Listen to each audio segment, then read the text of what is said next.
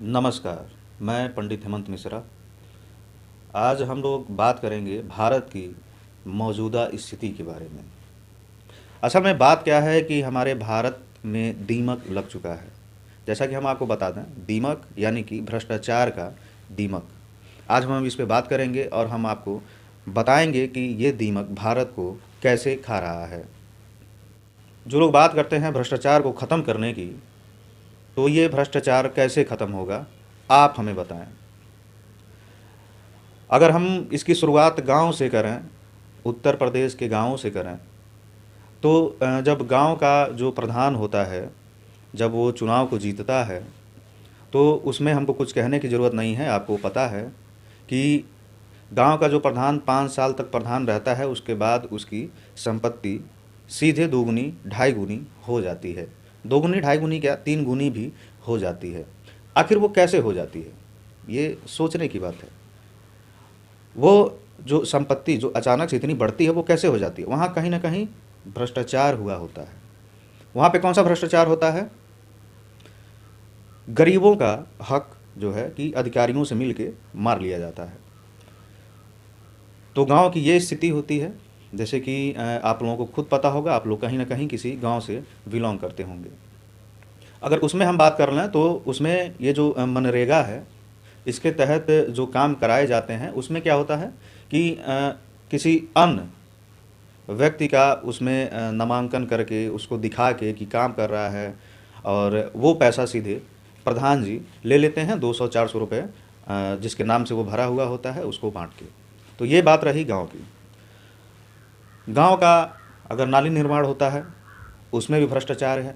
गांव का रोड निर्माण होता है, उसमें भी भ्रष्टाचार है। मतलब कुल कुल कहने का मतलब ये है कि जितने भी काम होते हैं, उसमें भ्रष्टाचार ही होता है। कहीं ना कहीं वो भ्रष्टाचार से लिप्त होता है।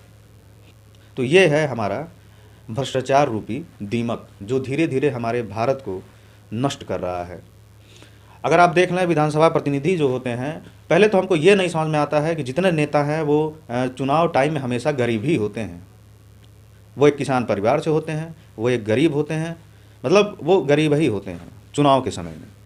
उसके बाद अगर वो चुनाव जीत गए, तो 2-2 महीने में फार्चूनर और स्कॉर्पियो बदली जाती है। अगर वो 5 साल के बाद उनके प्रॉपर्टी का देख लिया जाए, तो अगर वो लाखों में होते हैं, तो 5 साल के बाद वो करोड़ों में हो जाते हैं। आखिर ये कैसे होता है?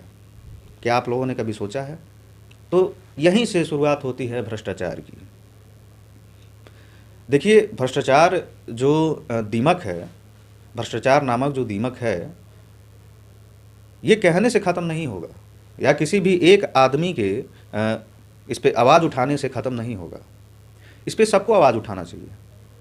जब हमारी जो आम जनता है वो जब जागरूक हो जाएगी, तो अपने आप भ्रष्टाचार ख़त्म हो जाएगा। और उसके लिए हम लोगों को करना क्या पड़ेगा? हम लोगों को सवाल करने पड़ेंगे, क्यों और कैसे। अगर आपसे कोई पैसा मांगता है, तो आप पूछिए आखिर क्यों। कहीं किसी रोड पे बनने के बाद साल भर के बाद गड्ढा हो जाता है, तो आप सरकार से सवाल करिए कि कैसे हो गया। तो सवाल पूछना शुरू करिए लोगों से। जो एक जिम्मेदार पद पे बैठे हुए हैं, उनसे सवाल करना पड़ेगा आपको। तब जाके ये कहीं ना कहीं कुछ परसेंट तक भ्रष्टाचार को रोका जा सकता है। लेकिन अगर आप ऐसे कहें कि ये पार्टी हो जाएगी तो भ्रष्टाचार ख़त्म हो जाएगा, वो पार्टी आएगी तो पहली बात, हमारे देश को पहले मुग़लों ने लूटा, फिर अंग्रेज़ों ने लूटा, और इसके बाद अब हमारे देश के जो नेता हैं वो हमारे देश को लूट रहे हैं। तो आपको इस बारे में सोचना होगा। भ्रष्टाचार नामक जो दीमक है, वो ऐसे नहीं ख़त्म होने वाला। आप डरते क्यों हैं? आपको डरना नहीं है। क्यों नहीं डरना है? क्योंकि हम कहीं ना कहीं किसी रूप में टैक्स देते हैं, और उसी टैक्स से आजकल के ये जो साहब लोग हैं, उसी टैक्स के पैसे से इनका परिवार चलता है। लेकिन कहीं ना कहीं ये साहब लोग अपना काम जो है कि जिम्मेदारी से नहीं करते।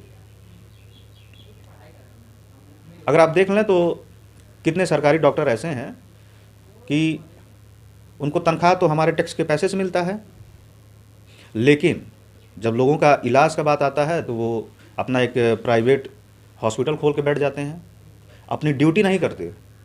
वो बस पैसे की हनक में अपना प्राइवेट अस्पताल खोलते हैं और वहाँ पे लोगों को सजेशन करते हैं कि यहाँ आइए, यहाँ आपका इलाज बहुत अच्छे से होगा। तो ऐसे कैसे काम चलेगा, कैसे भारत बढ़ेगा? किसी के कहने पे थोड़ी ये बढ़ जाएगा, किसी के कहने पे भारत जो है विश्वगुरु थोड़ी बन जाएगा। तो ऐसे नहीं होना चाहिए, ये गलत है। और सबसे बड़ी गलती हमारे और आप में है। आप लोगों से सवाल करना सीखिए, अधिकारियों से सवाल करना सीखिए।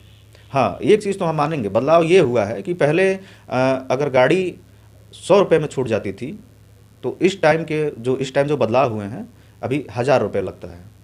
अगर कहीं गाड़ी चेकिंग में पकड़ी जाती है, आपके पास गाड़ी कागज़ नहीं है, तो उससे क्या होगा कि कहीं ना कहीं पहले जो 100 रुपये में गाड़ी छूटती थी, अब 1000 में छूटेगी। यही बदलाव है। अब बाकी मैं एक चीज़ और कह देना चाहता हूँ कि यहाँ जो बात है वो किसी पार्टी को लेकर नहीं है। जैसे अभी जो उत्तर प्रदेश के मुख्यमंत्री योगी आदित्यनाथ हैं, वो तो बेचारे सन्यासी हैं, वो क्या करेंगे रुपए पैसे का? वो तो अपने जगह पे सही हैं, लेकिन जो उनके नीचे वाले हैं, वहाँ से ये मामला शुरू होता है, वहाँ से ये खेल शुरू होता है। तो यहाँ पे क्या करना है, वो अपना काम कर रहे हैं, और यहाँ पे जो आम नागरिक हैं, जो आम जनता है, उनको उन साहिबों से सवाल करना होगा, उन ऑफिसरों से सवाल करना होगा, उन विधायकों से सवाल करना होगा, उन सांसदों से सवाल करना होगा, क्यों और कैसे। और हमारा तो आपसे यही कहना है कि जब आप भ्रष्टाचारी नहीं रहेंगे तो अगला भी नहीं हो पाएगा। कैसे? वो ऐसे कि अगर आपसे कोई घूस मांगता है तो आप उससे सवाल करिए कि आखिर क्यों दूँ। तो जब आप सवाल करना शुरू कर देंगे तो कहीं ना कहीं उनके अंदर भी डर आएगा, और इस वजह से वो घूस लेने से कतराएंगे। और हो सकता है कि ये वीडियो सभी लोग देख रहे हों, तो आप लोग मुझे कमेंट में ज़रूर बताइएगा कि अगर हमने कुछ गलत बोला तो उसके लिए माफ़ी मांगना चाहूँगा आपसे, और अगर सही है तो हमें कमेंट में ज़रूर बताइएगा। वैसे हम बहुत जगहों पे घूमें। अगर बात आ जाती है सरकारी स्कूल की, तो मैं आपको बता दूं कि सरकारी स्कूल, लोग हमेशा टीचरों को जो दोष देते हैं, आखिर क्यों देते हैं? वो तो अपना काम कर ही रहा है, उसके ऊपर पेपर वर्क इतना है, हर चीज़ उसको देखना है, और टाइमिंग तो वहीं की वहीं है, उससे पूरा काम भी लिया जा रहा है। लेकिन अगर आप देखेंगे तो तमाम सरकारी स्कूलों में होता क्या है कि कक्षा है 5 तक, क्लास है 2, क्लास है 3। अब बताइए 5 तक के बच्चों को 2-3 क्लास में कैसे पढ़ा पाएंगे? तो उस कहीं ना कहीं उस पर भी ध्यान देना ज़रूरी है। प्राइवेट स्कूलों की ओर गार्जियन जो हैं वो क्यों ज़्यादा अट्रैक्ट हो रहे हैं? इसी वजह से। वहाँ का दीवार देखिए, वहाँ का जो क्लास है उसको देखिए किस स्थिति में है। कायाकल्प के तहत जो काम हो रहा है उसमें भी भ्रष्टाचार है। तो भ्रष्टाचार ऐसे नहीं मिटेगा। भ्रष्टाचार हमको, आपको, सबको आवाज़ उठाना पड़ेगा। कहीं भी अगर आप कोई भी गलत काम होते देखिए तो वहाँ आप उनसे सवाल करिए, उनसे सवाल करना सीखिए। आप डरते क्यों हैं? हमको डरना नहीं है। अब मज़े की बात बताऊं तो हमसे बहुत जगहों पे लोग कहते हैं कि सर वो आपको देखे तो भाग गए। तो हमसे आप क्यों डरते हैं?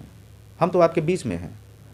और हाँ, मैं एक बात कह देना चाहता हूँ कि जो भ्रष्टाचारी नहीं है वो हमसे सटा रहे, और जो भ्रष्टाचारी है वो हमसे बचा रहे, क्योंकि हम उसको छोड़ेंगे नहीं। तो आप हमें कमेंट में बताइएगा। तब तक के लिए जय हिंद।